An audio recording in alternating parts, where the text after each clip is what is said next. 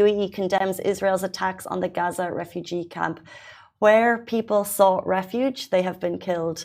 The UAE has strongly condemned the airstrikes by Israel, which targeted the Jabalia refugee camp in the Gaza Strip yesterday and has resulted in hundreds of deaths and injuries. The UAE underscored that these indiscriminate attacks will result in irreparable ramifications in the region. In a statement, the Ministry of Foreign Affairs (MOFA) reaffirmed the need for an immediate ceasefire to prevent further loss of life, stressing the importance of protecting civilians. Furthermore, the ministry stressed the importance of United Nations General Assembly resolution, which calls for humanitarian truce in Gaza and a cessation of hostilities. The United Nations Security Council held an emergency meeting on Monday, which we spoke about yesterday on the show. This was on the UAE's request to be convened in light of Israel's announcement that it was expanding ground operations in the Gaza Strip. They urged the international community to remain resolute to end this cycle of conflict. The UAE reiterates that the continued lack of political horizon risks catastrophic repercussions, and disregarding the potential consequences would lead to devastating outcomes for the prospects of peace and stability in the region.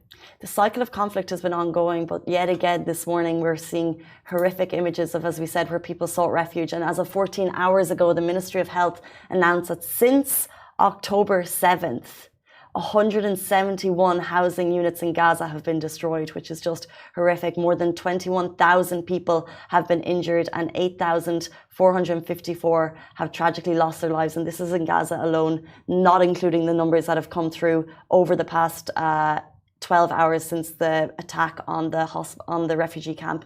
About 73% of these deaths are women, children, and the elderly. The news that we see on an everyday basis on TVs, on social medias, it's devastating, breaks your heart completely.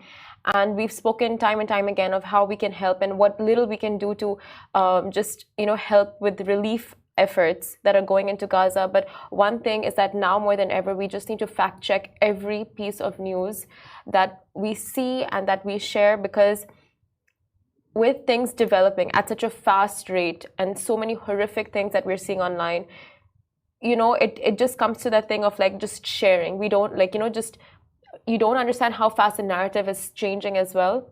And we're just constantly sharing and resharing. And this can be so disturbing for those who are actually directly impacted by this. So true. It's worth noting our recent numbers come directly from the Ministry of Health Palestine, who are sharing a daily report, which is as shocking as you can ever believe. But it does directly come from the Ministry of Health report. That is a good point. Our thoughts and prayers are with everyone in Gaza right now. We'll jump into our next story.